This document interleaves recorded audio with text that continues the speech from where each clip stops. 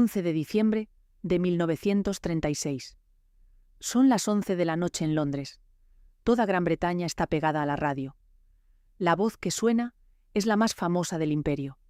El rey, Eduardo VIII, el hombre más poderoso de la tierra, en términos de título y protocolo, el soberano de 486 millones de personas en todos los continentes del mundo.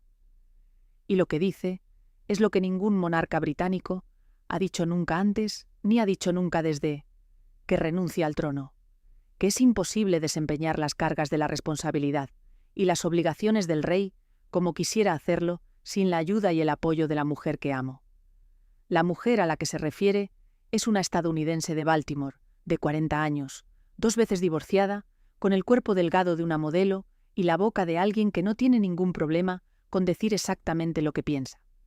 Se llama Wallis Simpson, y en ese momento, mientras el rey abdica en directo por la radio, ella está en Villalú-Bieil, en Cannes, escuchando el discurso al otro lado de una línea telefónica desde Francia, sola, llorando. O eso es lo que dijo. Lo que ocurrió en los años siguientes a esa abdicación es la historia que ninguna versión oficial de los Windsor quiere contar completamente. La historia de una pareja que visitó a Hitler en Berchtesgaden y bebió té con él en octubre de 1937. La de un exrey cuyo nombre aparece 60 veces en los documentos secretos nazis descubiertos por los aliados al final de la guerra. La de una mujer a quien el FBI investigó por sus presuntos vínculos con Ribbentrop, el ministro de Exteriores del Tercer Reich. La de la Operación Willy, el plan nazi para secuestrar al duque y convertirlo en rey títere de una Gran Bretaña sometida a Hitler. Y la de una vida de exilio dorado, que duró casi 40 años y que Wallis Simpson describió en sus últimas entrevistas como la más difícil del mundo. Era la mujer por quien un rey dejó el trono y pasó el resto de su vida preguntándose si debería haberlo hecho. Para entender a Wallis Simpson hay que empezar en Baltimore. No en el Baltimore de los años 30 y 40, el Baltimore de los clubes exclusivos y las familias del viejo sur que construyeron su identidad sobre los apellidos. Hay que empezar en el Baltimore de 1896, en una familia que tenía el apellido correcto y muy poco más. Bessie Wallis Warfield nació el 19 de junio de 1896, con toda probabilidad antes de que sus padres estuvieran casados, aunque ese detalle nunca fue confirmado de manera concluyente, y los biógrafos lo han debatido durante décadas. Su padre, Tickell Wallis Warfield, murió de tuberculosis cuando ella tenía 5 meses. Su madre, Alice Montague Warfield, quedó viuda sin dinero, dependiendo de la caridad de familiares más ricos para sobrevivir y para dar a su hija la educación que el apellido Warfield requería, aunque los fondos no alcanzaran. Creció en la casa de una tía, conociendo desde niña la diferencia entre tener el nombre de las familias importantes y tener el dinero de las familias importantes.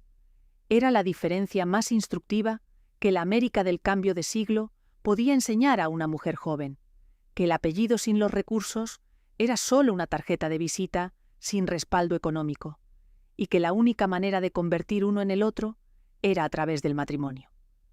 Era una lección que Wallis Simpson aprendió bien, y que aplicó con la precisión de una ingeniería social que sus contemporáneos encontraban desconcertante y que los historiadores encuentran fascinante. Era también el tipo de educación que se adquiere mirando desde el margen de la prosperidad que no te pertenece, una observación fría de cómo funciona el mundo que produce bien escritores o bien personas con un talento extraordinario para maniobrar dentro de sistemas que no fueron diseñados para ellas. Asistió al Old Fields School de Maryland, el mejor colegio preparatorio femenino del estado, donde desarrolló la reputación de ser la estudiante que salía de noche, tenía novios y fumaba. Era también la que sus compañeras describían como la más inteligente de su grupo, no en el sentido académico, sino en el sentido de alguien que entiende las reglas del juego social mejor que las personas que las establecieron.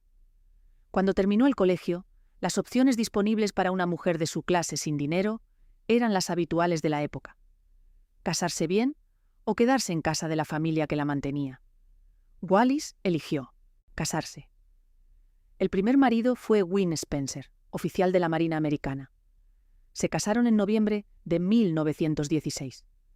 Era exactamente el tipo de matrimonio que las madres de Baltimore organizaban para sus hijas cuando el dinero no alcanzaba para algo mejor. Un hombre uniforme con un futuro razonable. No fue un matrimonio feliz.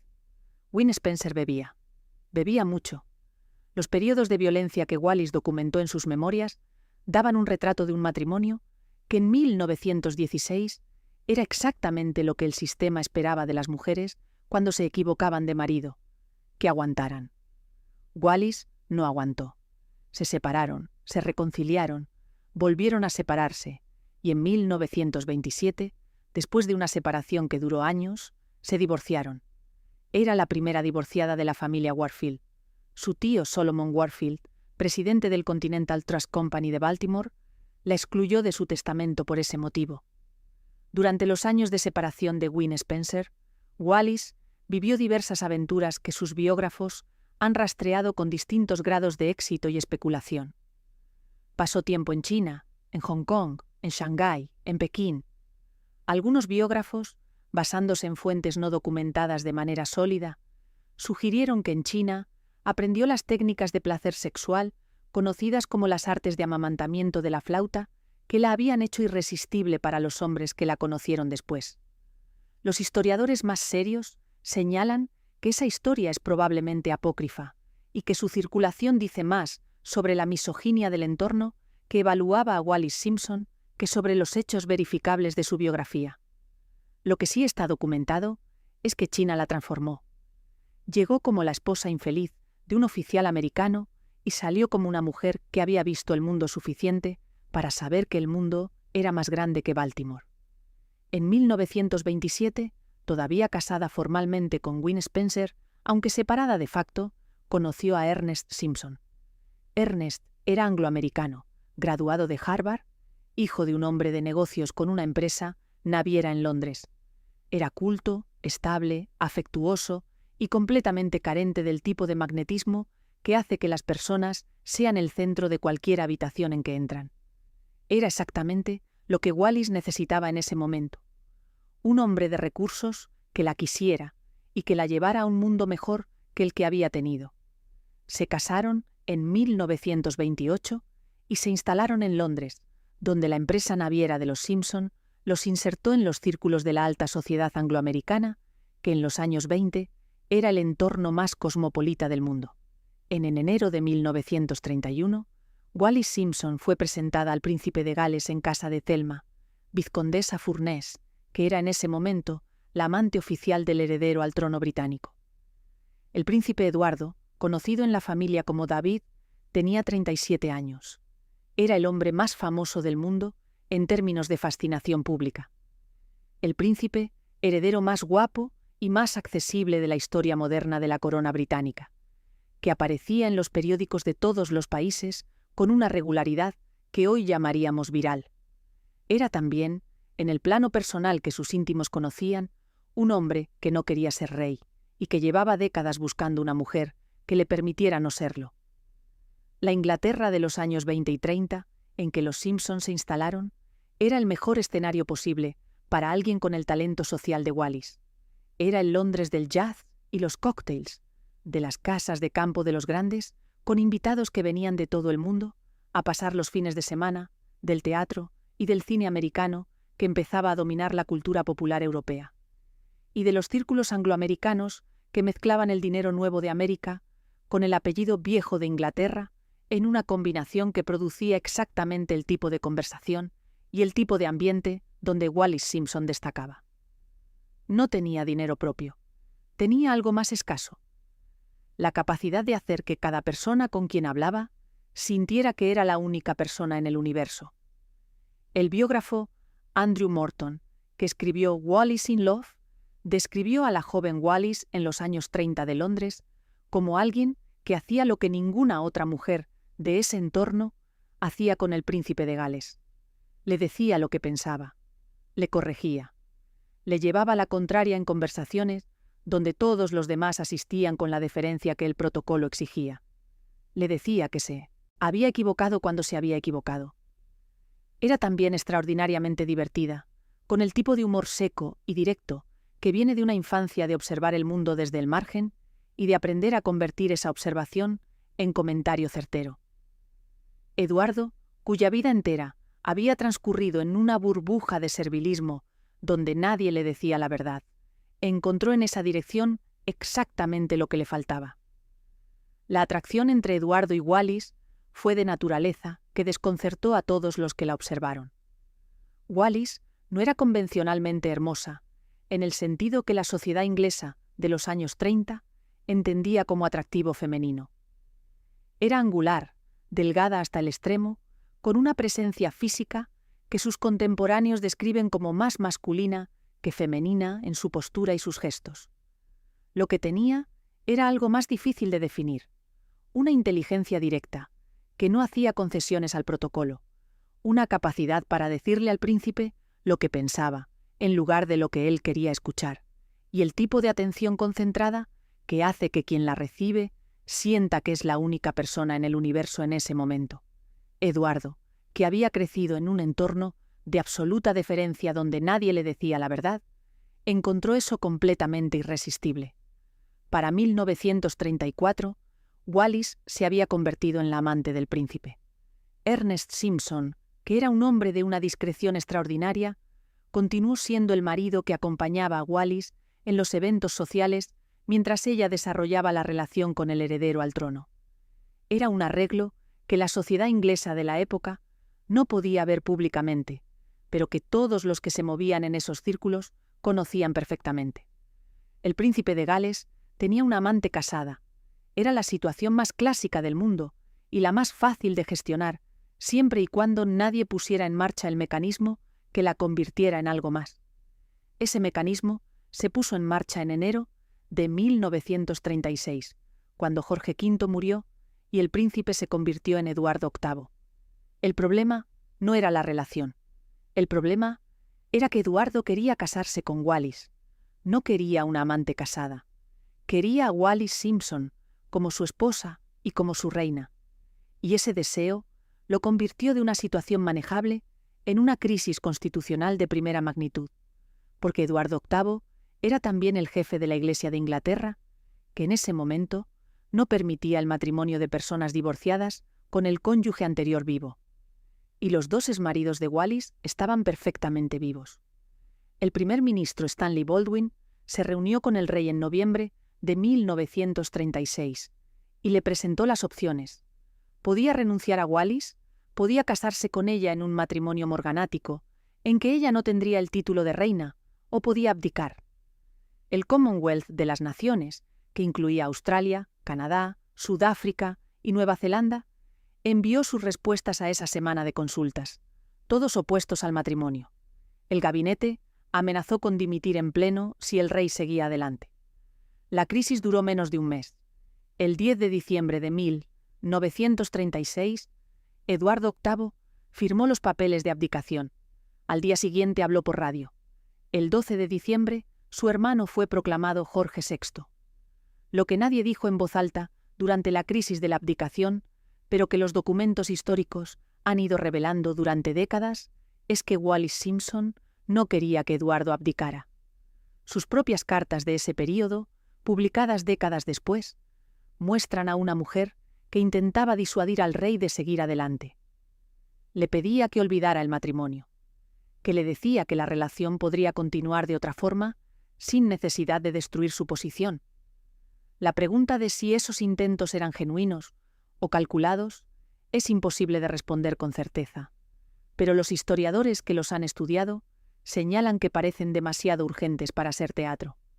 Wallis Simpson probablemente no quería ser la razón de la mayor crisis constitucional británica del siglo XX. Pero Eduardo VIII necesitaba ser el protagonista de esa crisis más de lo que necesitaba ser rey.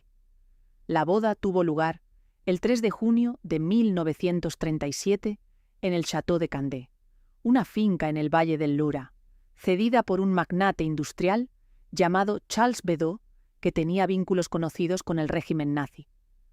Ningún miembro de la familia real asistió.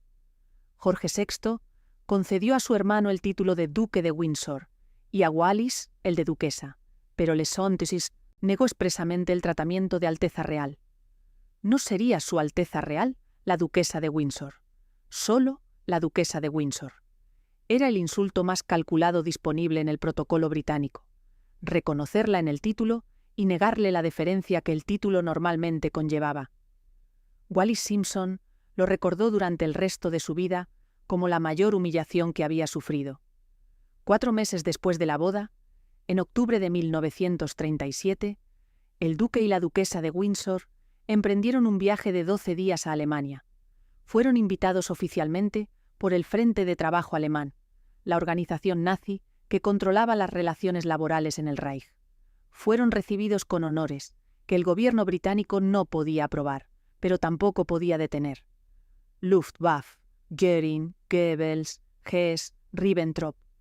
Y el 22 de octubre tomaron el tren personal de Hitler, el Führer Sonderzug, hasta Berchtesgaden, donde tuvieron té con el Führer. El duque mantuvo una larga conversación privada con Hitler, de la que no quedan actas porque se perdieron durante la guerra. La duquesa tomó el té con Rudolf Hess. Lo que ocurrió durante esa visita ha sido analizado durante décadas con el rigor que merecen los eventos que tienen consecuencias históricas. Viajaron en el tren personal de Hitler. Sus teléfonos fueron pinchados por orden de Göring para informar al liderazgo nazi de sus opiniones privadas. El gobierno alemán financiaba la visita y la había coreografiado para maximizar su valor propagandístico. Al duque le mostraron fábricas de rearmamento presentadas como instalaciones de desarrollo económico, y según el historiador Andrew Morton, los Windsors visitaron un cuartel de edificios de hormigón aparentemente vacíos que solo después reconocieron que habían sido un campo de concentración. El duque dio el saludo nazi en al menos una ocasión. Escribió a Hitler una carta de agradecimiento en alemán que comenzaba: «Al Führer y canciller, la duquesa de Windsor y yo queremos agradecerle sinceramente». La investigación del FBI sobre Wallis Simpson durante la Segunda Guerra Mundial es parte del registro histórico que los documentos desclasificados americanos pusieron en circulación en los años 90. El FBI, bajo la dirección de J. Edgar Hoover, abrió un expediente sobre los Windsors que incluía vigilancia de sus comunicaciones, entrevistas con personas de su entorno y análisis de sus movimientos. Los documentos que llegaron al público mostraban investigaciones sobre las relaciones de Wallis con el conde Chiano, el yerno de Mussolini, y sobre los rumores de su relación con Ribbentrop. Que esos rumores fueran verificados con evidencia sólida es otra cosa. Los expedientes del FBI de ese período contienen muchas afirmaciones basadas en fuentes de segunda o tercera mano que mezclan inteligencia real con rumor elevado al rango de información. Lo que los documentos americanos sí mostraban con más solidez era la opinión que los diplomáticos americanos que trataron con el duque en ese período tenían de él. El embajador americano en España, Alexander Wedel, informó a Washington de que el duque creía que Gran Bretaña estaba al borde de la derrota y que la guerra era una catástrofe que podría haberse evitado. Esos despachos diplomáticos, escritos por observadores americanos que no tenían interés en exagerar las simpatías pronazis del exrey, son quizás la evidencia más sólida disponible de que el duque de Windsor tenía opiniones sobre la guerra que eran en ese momento una ayuda objetiva para el enemigo de su país. Los archivos Marburg son la colección de documentos que convirtió las sospechas en evidencia. En mayo de 1945, cerca del castillo de Marburg en Alemania, tropas americanas encontraron más de 400 toneladas de archivos de la Cancillería nazi. Entre ellos, había aproximadamente 60 documentos que contenían correspondencia entre agentes que trabajaban alrededor del duque de Windsor y el alto mando nazi. El teniente David Silverberg fue el primero en detectar los documentos firmados por Ribbentrop. Los americanos los examinaron, hicieron copias y los enviaron al gobierno británico. Winston Churchill discutió los archivos con el rey Jorge VI, que insistió en que se suprimieran y nunca se publicaran. Los documentos fueron guardados en Waddon Hall, Buckinghamshire. Los americanos los publicaron unilateralmente en 1957. Los británicos no querían que el mundo los viera. Lo que los archivos Marburg revelaban era la Operación Willy, el plan nazi para retener al duque de Windsor en España o Portugal en el verano de 1940, cuando los Windsors huían de la Francia invadida, y usarlo como rey títere si Alemania conquistaba Gran Bretaña. El plan fue diseñado por Ribbentrop y ejecutado por Walter Schellenberg, el jefe de los servicios secretos exteriores de las SS. El precio ofrecido al duque, si cooperaba, era de 50 millones de francos suizos depositados en un banco español. Schellenberg organizó en Lisbon las tácticas de presión que incluían el lanzamiento de piedras contra las ventanas de la villa donde los Windsor se alojaban, atribuidas a agentes británicos para convencer al duque de que su hermano quería matarlo. Los documentos también contenían algo más perturbador que el plan de secuestro: las transcripciones de conversaciones que el duque tuvo con diplomáticos españoles y portugueses, en que describía a su hermano el rey como estúpido y a la reina madre como una intrigante astuta. Expresaba su convicción de que Gran Bretaña estaba al borde de la derrota y que la guerra era un desastre que podría haberse evitado, y según el cable del embajador alemán en Lisboa a Berlín, se describía a sí mismo como un firme partidario de un arreglo pacífico con Alemania. El documento más grave de todos describía al duque alentando los bombardeos sobre Gran Bretaña como manera de forzar al gobierno a negociar la paz. Los historiadores debaten la fiabilidad de algunas de esas transcripciones, pero la existencia de los documentos es indiscutible. Wallis Simpson aparece en los archivos en un papel más difícil de definir con precisión que el del duque. Los rumores de que había tenido una relación con Ribbentrop, cuando éste era embajador alemán en Londres, a mediados de los años 30, circularon durante décadas. Los documentos del FBI, que se hicieron públicos parcialmente en los años 90, incluían investigaciones americanas sobre sus posibles vínculos con la Alemania nazi. Uno de los telegramas de Ribbentrop en los archivos Marburg indicaba que la duquesa estaba específicamente a favor del plan de reinstalar al duque como rey. La transcripción decía que cuando el agente señaló que el curso de la guerra podría producir cambios incluso en la Constitución británica, la duquesa, en particular, se quedó muy pensativa. Lo que resulta históricamente indiscutible es que los Windsors fueron a las Bahamas. Después de que la Operación Willy fracasara porque el duque no cruzó la frontera española, Winston Churchill presionó para que los Windsor se alejaran de Europa cuanto antes. En agosto de 1940, el duque aceptó ser nombrado gobernador de las Bahamas. Era el cargo colonial más irrelevante disponible en el Imperio Británico para alguien de su rango, diseñado específicamente para tenerlos lejos de Europa durante la guerra. Los Windsors lo entendieron perfectamente y lo encontraron humillante. Los biógrafos lo describieron como el exilio más dorado del siglo XX. Nassau, el calor del Caribe, los ricos americanos que veraneaban en las islas, y el exrey de Gran Bretaña, recibiendo delegaciones de pesca y firmando decretos coloniales de tercera categoría mientras Europa ardía. El período en las Bahamas fue también el de la muerte de Harry Oakes, uno de los episodios más oscuros del gobierno del duque de Nassau. Sir Harry Oakes, el minero canadiense que había encontrado una de las mayores vetas de oro de América del Norte y que era el hombre más rico de las Bahamas, apareció muerto en julio de 1943 con el cuerpo quemado y rastros de violencia que parecían incompatibles con la versión inicial de suicidio. El duque de Windsor gestionó la investigación con una incompetencia que rozó la obstaculización. Llamó a 2 detectives de Miami sin informar a la policía local. Los detectives contaminaron la escena del crimen, y el único procesado, el conde Alfred de Marigny, fue absuelto por el jurado. El crimen de Harry Oakes nunca se resolvió. El papel del duque en la gestión de la investigación generó las especulaciones que generan las investigaciones mal gestionadas. El papel de la reina madre en la historia de Wallis Simpson es uno de los más importantes y menos analizados de todo el episodio. Elizabeth Bowes-Lyon, que se convertiría en la reina madre tras la abdicación y que viviría hasta los 101 años con una popularidad que la historia británica no tiene equivalente. Fue la enemiga declarada de Wallis desde el principio. Nunca la aceptó, nunca la llamó por su nombre. La llamaba la mujer, con el artículo determinado cargado de la distancia que se pone entre una persona y algo que no se quiere reconocer como tal. Cuando le preguntaron en su vejez avanzada qué pensaba de Wallis Simpson, La reina madre respondió con la precisión de quien ha guardado el rencor durante décadas, pero no lo ha cargado como tal. Nada. No pienso en ella.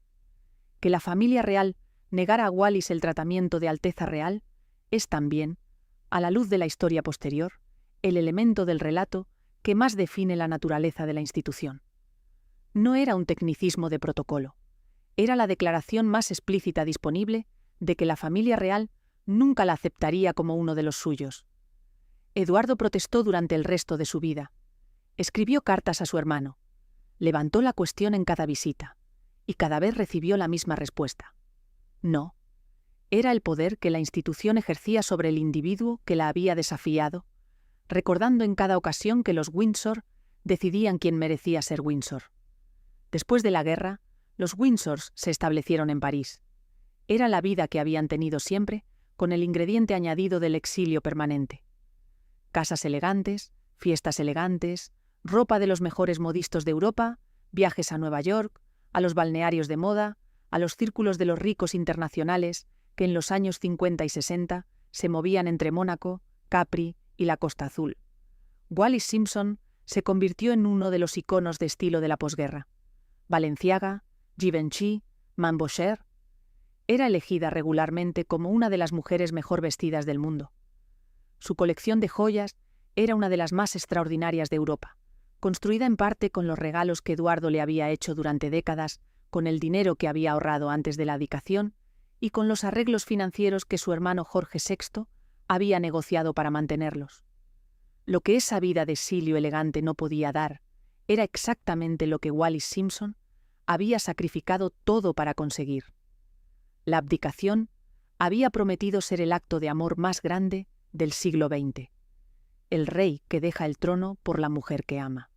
El resultado fue 40 años de exilio en que la familia real británica no los recibió, en que Wallis nunca obtuvo el tratamiento de Alteza Real que le negaron en 1937, en que las visitas a Gran Bretaña eran escasas y siempre bajo condiciones que el duque encontraba humillantes, y en que la pareja vivía en la superficie de un mundo brillante, sin tener ningún propósito real detrás de esa superficie.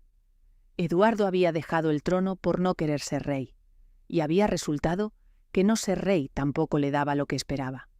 Solo el vacío del hombre que eligió el amor sobre el deber y que después descubrió que el amor no llena todo el espacio que deja el deber. Wallis Simpson habló de su situación en entrevistas que concedió en los años 60 y 70, con una franqueza que sorprendía a los periodistas que esperaban la versión oficial del gran amor. Dijo en una ocasión que era difícil vivir siendo la protagonista del mayor romance del mundo. Era la frase de alguien que había entendido que convertirse en símbolo tiene un coste. El símbolo tiene que seguir siendo el símbolo, aunque la realidad de su vida sea completamente diferente a lo que el símbolo representa. Su gran amor era también el hombre que no podía encontrar ningún papel en el mundo que los aceptara como pareja, que nunca se adaptó al exilio con la resignación que la situación requería, y que pasaba los días en la casa de la Rue du Champ d'Entraînement, en París, buscando una relevancia que el mundo ya no le iba a dar. Eduardo murió el 28 de mayo de 1972 en París, de cáncer de garganta. Tenía 77 años. 10 días antes de su muerte, la reina Isabel II lo visitó en París durante una visita de Estado a Francia. Era la primera visita oficial de la familia real a los Windsors en décadas. El duque estaba en su cama, incapaz de recibir a su sobrina con la formalidad que el protocolo habría requerido. Wallis Simpson organizó la visita con la eficiencia de una anfitriona que ha pasado décadas organizando visitas importantes. Y 2 semanas después, el hombre que había dejado el trono por ella estaba muerto. La vida de los Tudors Windsors en las Bahamas, entre 1940 y 1945, es también el período más desconcertante de su historia conjunta. Nassau era en los años 40 una colonia con una economía basada en el turismo de los ricos americanos y en los intereses de los ingleses que poseían las tierras más valiosas de las islas. El duque de Windsor, que había sido el hombre más poderoso del mundo en términos de título, gestionaba ahora disputas de pesca, ceremonias coloniales y la relación con los plantadores locales con el aire de alguien que sabe que está siendo guardado en un lugar donde no puede hacer daño. Wallis convertía la residencia del gobernador en una casa que los visitantes describían como la más elegante del Caribe. Recibían a los americanos ricos que llegaban de vacaciones, organizaban cenas y esperaban que terminara la guerra para poder volver a Europa. El asesinato de Harry Oakes en julio de 1943 fue también el momento en que el duque de Windsor demostró que su incompetencia como gobernante era real y no solo ceremonial. Oakes, el canadiense que había encontrado oro en el norte de Ontario y que era el hombre más rico de las Bahamas, apareció muerto en su cama con el cuerpo quemado y marcas de violencia evidentes. El duque, en lugar de notificar a Scotland Yard o a los funcionarios coloniales apropiados, llamó a 2 detectives de Miami, Melchen y Barker, que no tenían jurisdicción ni competencia para investigar un homicidio en territorio británico. Los detectives, en circunstancias que los juicios posteriores revelaron como constitutivas de falsificación de evidencia, señalaron como sospechoso al conde Alfred de Marigny, el yerno haitiano-mauriciano de Oakes. Marigny fue juzgado y absuelto. El crimen nunca se resolvió, y la pregunta de por qué el duque de Windsor quería mantener el control de esa investigación en lugar de entregarla a los canales normales sigue siendo una de las preguntas que el período en las Bahamas deja sin respuesta. El retorno de los Windsors a Europa, después de la guerra, fue también el comienzo del episodio más largo de la historia de Wallis, los años del exilio en París como la mujer del exrey. París en los 50 y los 60 era el centro cultural y social del mundo occidental, y los Windsors se instalaron en ese mundo con la fluidez de quienes llevan toda la vida en ese tipo de entornos. La casa en el Boulevard Suchet, luego la villa en la Rue du Champ d'Entraînement, que el municipio de París les cedió, fueron el escenario de las décadas más visibles y menos sustanciales de sus vidas. Daban fiestas, las fotografiaban. Viajaban a Nueva York y a los balnearios de moda. Wallis era portada de Vogue. El duque jugaba al golf. Y ambos buscaban sin encontrar la ocasión en que la familia real les permitiera regresar a Gran Bretaña en términos que no fueran humillantes. Los últimos años de Wallis Simpson fueron los de una mujer que fue desapareciendo del mundo con la lentitud de alguien que ya no tiene razones para seguir en él. Después de la muerte del duque, sus ya complicadas relaciones con la familia real inglesa no mejoraron. Vivía en la casa de París. Su salud empeoró progresivamente. Para los años 80, apenas podía hablar ni moverse con independencia. Un hombre llamado Maître Suzanne Blum, su abogado, asumió el control casi total de su vida y de sus negocios en los últimos años. En un episodio que los que conocían a Wallis describieron con preocupación creciente. La periodista Caroline Blackwood, en el libro The Last of the Duchess, documentó sus intentos de visitarla y los obstáculos que Blum ponía sistemáticamente entre cualquier visita y la duquesa. La historia de los Windsor en The Crown, la serie de Netflix que cubrió el reinado de Isabel II, es también parte de cómo la historia de Wallis Simpson ha llegado al público contemporáneo. El episodio Vergangenheit, que significa pasado en alemán, muestra a la reina Isabel II revisando los archivos Marburg y confrontando a su tío el duque sobre su relación con los nazis. Los historiadores que revisaron el episodio señalaron que la representación de los archivos usó réplicas de documentos genuinos, pero que la narrativa sobre la relación de la reina con el duque fue parcialmente ficcional.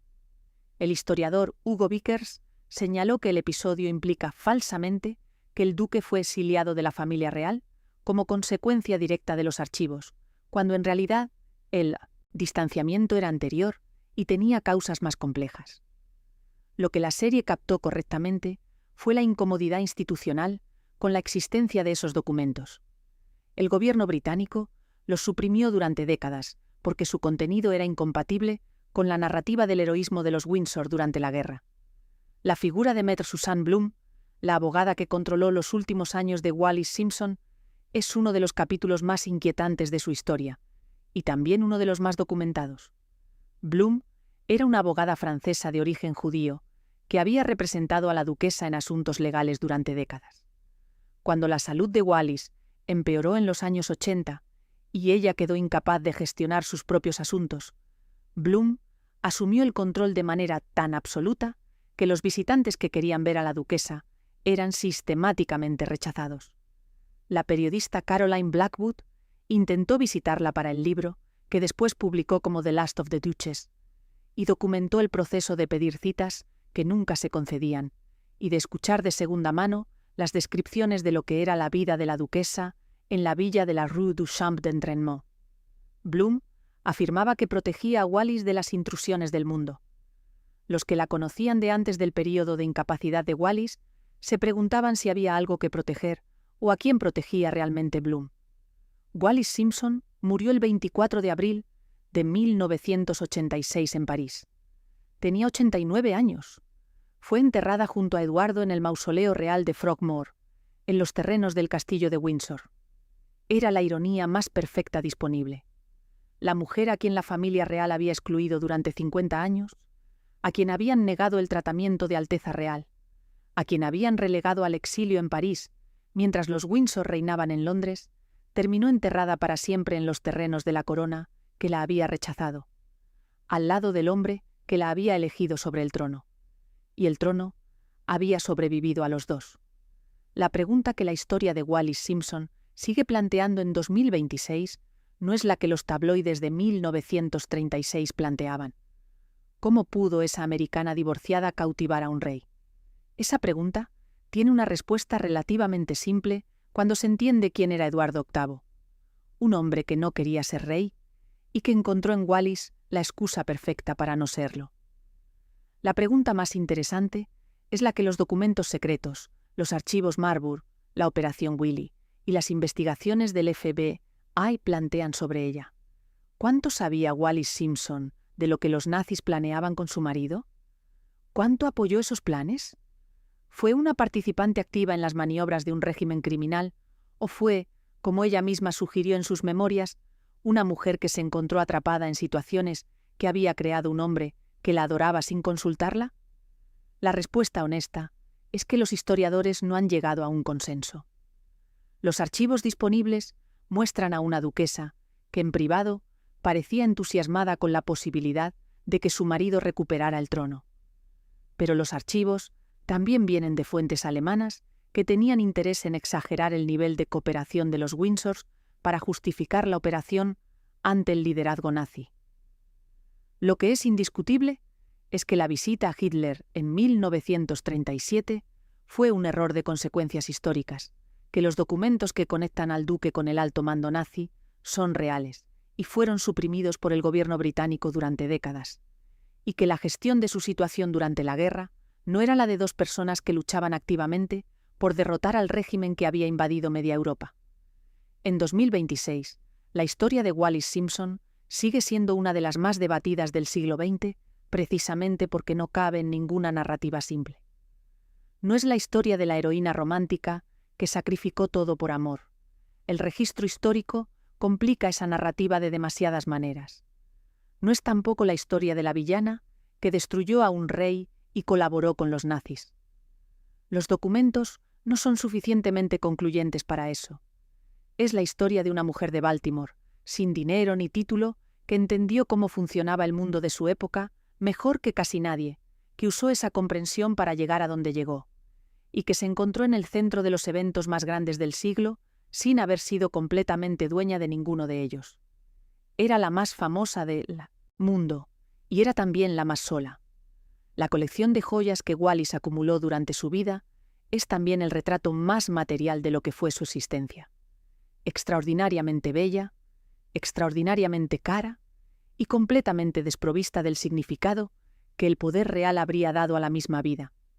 Esas joyas, que se subastaron después de su muerte en la Sotheby's de Ginebra y que generaron más de 50 millones de dólares, son hoy parte de colecciones privadas de todo el mundo. Las porta gente que no sabe quién las llevó antes. Son el único legado material de la mujer que hizo caer a un rey del trono y que luego pasó 50 años viviendo con las consecuencias de esa caída.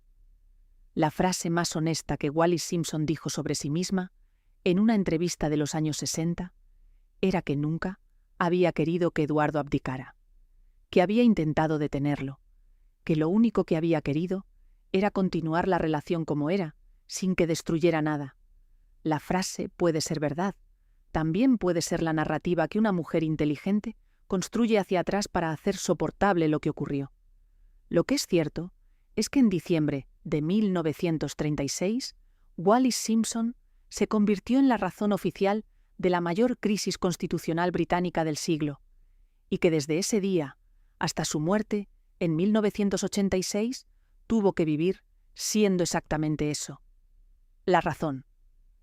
Aquí yace Wallis Simpson, duquesa de Windsor, la mujer por quien un rey dejó el trono. El trono sobrevivió a los dos. Hay un elemento del carácter de Eduardo VIII que raramente se menciona con la claridad que merece en los relatos de la abdicación: el alivio.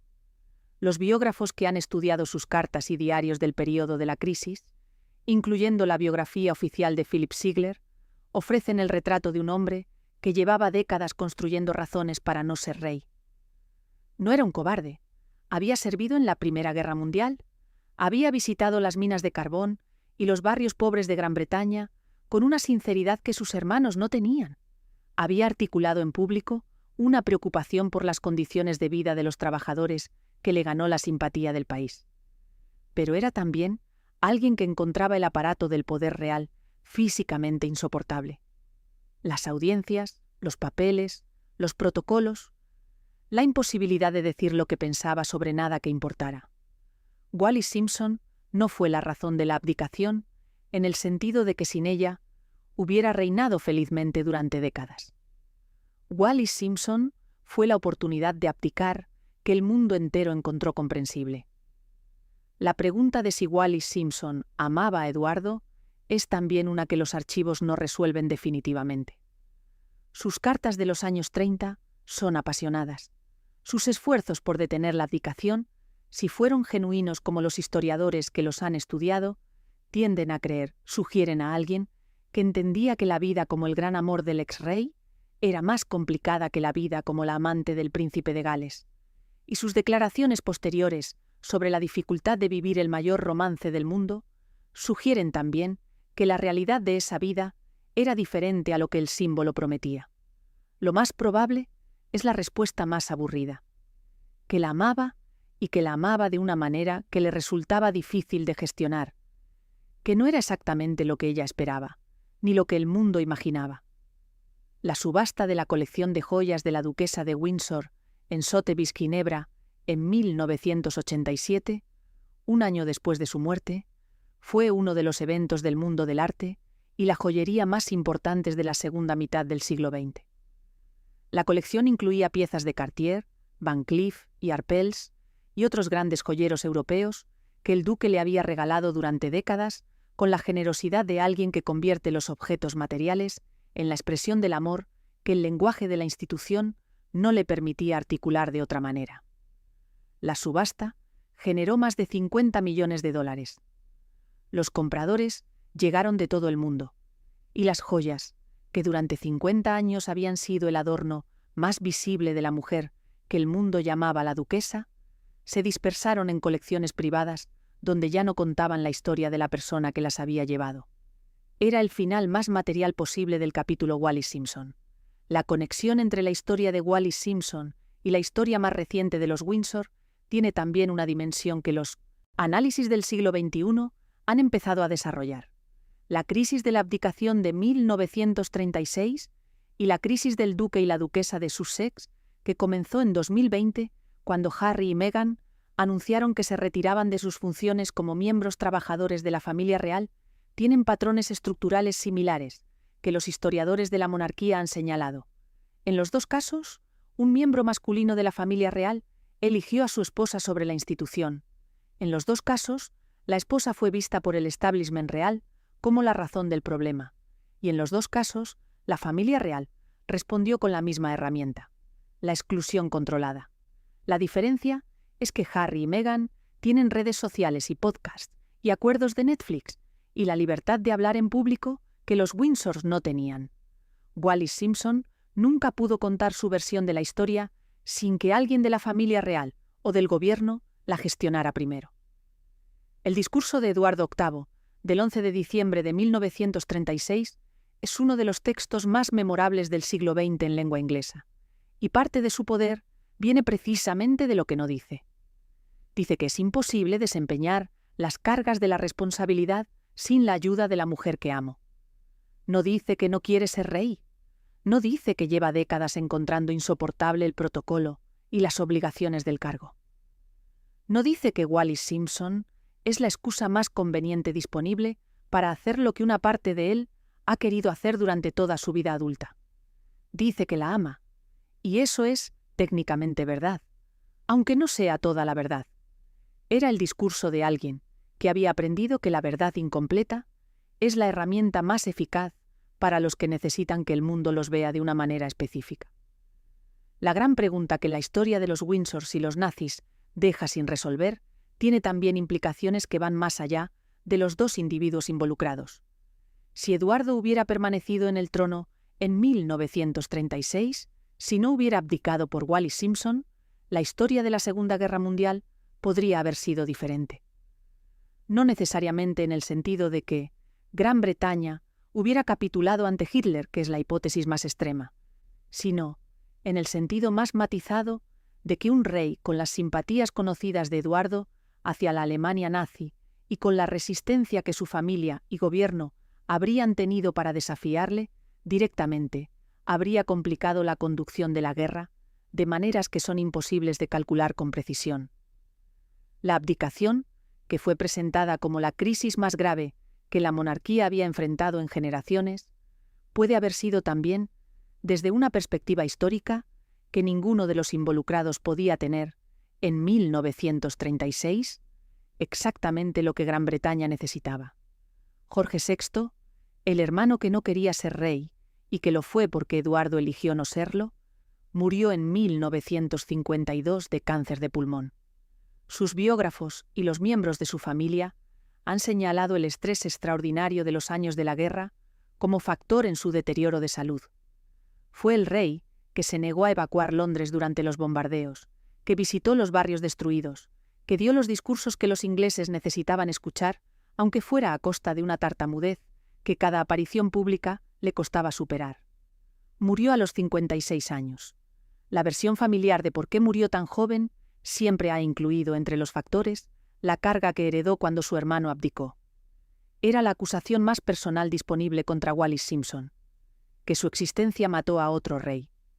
El impacto de la abdicación sobre Jorge VI y sobre su hija Isabel, que tenía 10 años cuando su tío abdicó, y que se convirtió de ese modo en la heredera al trono que eventualmente gobernaría durante 70 años, es también parte de la historia de Wallis Simpson que pocas veces se articula directamente.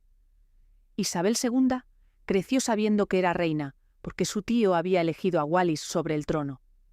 Creció con la reina madre como referencia de lo que una reina debía ser, y la reina madre definió esa referencia en parte por oposición a lo que Wallis Simpson representaba. La americana divorciada que se había llevado al rey era el negativo fotográfico de lo que la institución requería de sus miembros. Esa definición por oposición formó también el carácter institucional de Isabel II.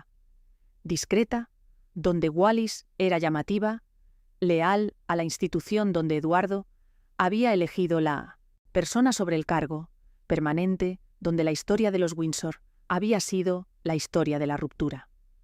Hay una carta que Eduardo escribió a Wallis durante los años de la relación, cuando la crisis de la abdicación empezaba a perfilarse en el horizonte, que sus biógrafos han citado como el documento más revelador de su carácter. Le decía que sin ella era nada, que era el único amor verdadero de su vida, que el trono sin ella era una carga insoportable. Era la carta de un hombre que había convertido su amor en una dependencia tan absoluta que cualquier separación le resultaba literalmente impensable. Era también, para los que la leen con la frialdad que el tiempo permite, la carta de alguien que estaba colocando sobre una mujer el peso de toda su identidad emocional. Wallis Simpson era la razón por la que Eduardo podía seguir siendo Eduardo.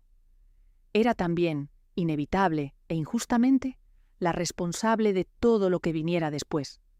La genealogía que le daba a Wallis Simpson técnicamente más sangre inglesa que a los propios Windsor es uno de los datos de esta historia que parece inventado por un novelista satírico, pero que es completamente real. Los Warfield y los Montague, de los que descendía Wallis, tenían linajes que se remontaban a la Inglaterra medieval.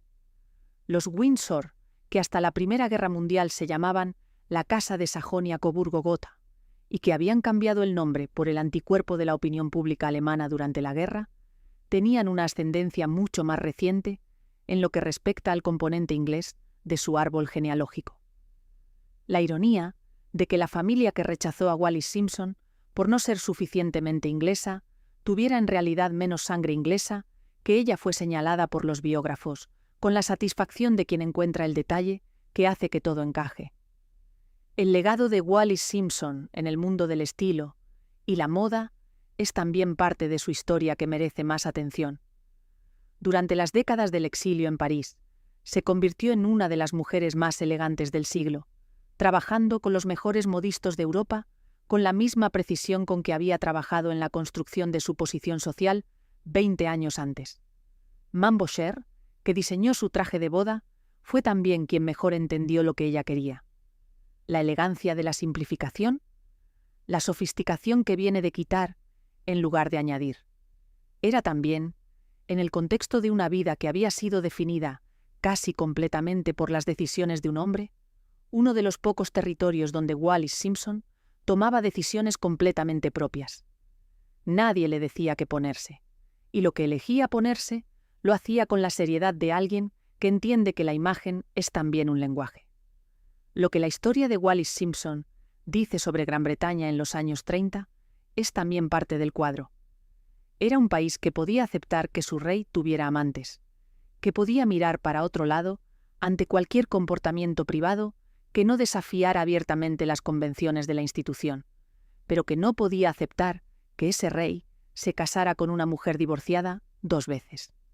El matrimonio formal era la línea que no podía cruzarse. La relación extramarital con una mujer casada era la norma. El matrimonio con esa mujer era la ruptura intolerable. Es la distinción que ilumina algo sobre cómo funcionan las instituciones en general. No es el comportamiento en sí lo que define el escándalo, sino la formalización de ese comportamiento. Lo que hubiera sido aceptable como amante fue intolerable como esposa. La duquesa de Windsor y la duquesa de Sussex, que la historia de esta monarquía produce con una regularidad que los Windsor deben encontrar inquietante, comparten también la experiencia de ser las mujeres a quienes la familia real británica utilizó como explicación de problemas que tenían causas más complejas. Eduardo no abdicó solo porque amaba a Wallis. Abdicó porque llevaba décadas queriendo no ser rey. Y Wallis fue la oportunidad que el mundo entendía. Harry no se alejó de la familia real solo porque Meghan encontraba insoportable el sistema. Se alejó porque había tensiones en la familia que venían de mucho antes. En los 2 casos, la narrativa oficial convirtió a la mujer en la razón porque era más simple y más conveniente para la institución que examinar lo que el hombre había querido realmente. En 2026, los archivos Marburg siguen siendo el elemento de la historia de los Windsor que la familia real preferiría que no existiera. Los documentos están disponibles, los historiadores los han estudiado, y el debate sobre cuánto sabía Eduardo y cuánto apoyó Wallis la relación de su marido con el régimen nazi sigue siendo exactamente eso, un debate. Hay suficiente evidencia para generar incomodidad, no hay suficiente para generar certeza. Y esa zona gris, la zona entre la incompetencia y la traición, entre la ingenuidad política y la colaboración activa, es donde la historia de Wallis Simpson y el duque de Windsor vive permanentemente. Es también, de alguna manera, el lugar más adecuado para la historia de una mujer, que pasó toda su vida en la zona gris, entre lo que era y lo que el mundo decidía que era. Hay una imagen de Wallis Simpson que sus biógrafos mencionan de manera consistente y que resume con más exactitud que ninguna otra quién fue. No es la imagen del retrato oficial con las joyas de Cartier, es una descripción de la señora del hotel Cecil de Baltimore, siendo joven, cuando volvió del Oldfields School y descubrió que su familia no tenía dinero para la temporada social que se esperaba de una joven de su clase. Wallis observó lo que tenía disponible, que era muy poco, y construyó con eso algo que parecía mucho. Era la habilidad más fundamental de su vida: convertir la escasez en apariencia de suficiencia. Lo hizo con los vestidos de segunda mano que hacía parecer de modista. Lo hizo con los contactos que cultivó con la paciencia de quien sabe que las relaciones son la única moneda que puede acumular sin dinero inicial. Y lo hizo con Eduardo, a quien convirtió en la razón de una historia que el mundo entero contó como si ella hubiera sido la protagonista activa, cuando en realidad era con demasiada frecuencia la persona que reaccionaba a lo que él decidía. Wallis Simpson nació en 1896 en la frontera entre Pensilvania y Maryland, hija de un hombre muerto de tuberculosis y una madre sin recursos. Murió en 1986 en París, en una villa cedida por el municipio de la ciudad más elegante del mundo, junto a joyas que valían $50 millones, y con el título de duquesa de Windsor, que la familia que la había rechazado durante 50 años le había dado a regañadientes. Entre los dos extremos hay la mayor historia de amor del siglo XX, la abdicación más famosa de la historia británica, los archivos Marburg, la Operación Willy, el asesinato sin resolver de Harry Oakes en Nassau, y 40 años de exilio en que el gran amor resultó ser también la gran carga. Era una vida que ningún guionista habría podido inventar completamente, porque habría resultado demasiado improbable. Era también, al final, exactamente lo que Wallis Simpson había construido desde Baltimore, con nada más que el apellido correcto y la inteligencia más fría de su generación. El trono cayó. Ella siguió en pie. Casi. La supresión de los archivos Marburg por el gobierno británico durante 12 años, entre 1945 y 1957, es también la historia más clara disponible sobre cómo las instituciones gestionan la verdad incómoda. Winston Churchill fue informado de los documentos. Discutió su contenido con el rey Jorge VI. Los dos decidieron que el público no debía verlos. Los americanos, que tenían sus propias copias, los publicaron en 1957 de manera unilateral y el gobierno británico no pudo hacer nada para detenerlos. Era la primera vez que el mundo veía en blanco y negro la evidencia de la relación entre el exrey y el régimen que había matado a millones de personas. El gobierno británico respondió con la misma herramienta que había usado durante 12 años. Negó la importancia de los documentos, contextualizó cada evidencia con el lenguaje de la ambigüedad y esperó que el tiempo hiciera lo que el tiempo siempre hace con los escándalos de las personas poderosas: los convierta en historia académica. La frase que el duque pronunció en su discurso de abdicación, sin la ayuda y el apoyo de la mujer que amo, se ha convertido en 90 años de repetición en el símbolo del amor romántico que supera cualquier obstáculo.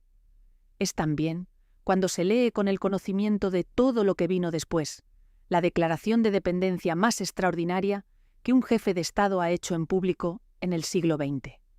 Un rey diciéndole a 486 millones de personas que no puede funcionar sin una persona específica. No era heroico, era también, aunque suene cruel decirlo, el último acto de un hombre que eligió la dependencia sobre la responsabilidad y que llamó a esa elección amor para que sonara mejor. Wallis Simpson fue el amor de su vida y también el destino de su vida, en el sentido de que Eduardo necesitaba a Wallis más de lo que ninguna persona debería necesitar a otra. Y Wallis, que probablemente lo entendió antes que nadie, pasó el resto de su vida siendo exactamente eso: la razón de todo. Si esta historia te ha llegado, si en algún momento te has preguntado si fue realmente un gran amor o el pretexto perfecto para un rey que no quería serlo, deja tu opinión en los comentarios. ¿Crees que Wallis Simpson era la víctima de la historia o la arquitecta? ¿Crees que los archivos Marburg cuentan la verdad sobre los Windsors y los nazis? El debate sigue abierto 90 años después. Y si quieres más sobre los Windsor, los escándalos de la corona y las personas que el sistema británico intentó borrar de la historia oficial, suscríbete. ¡Hay más!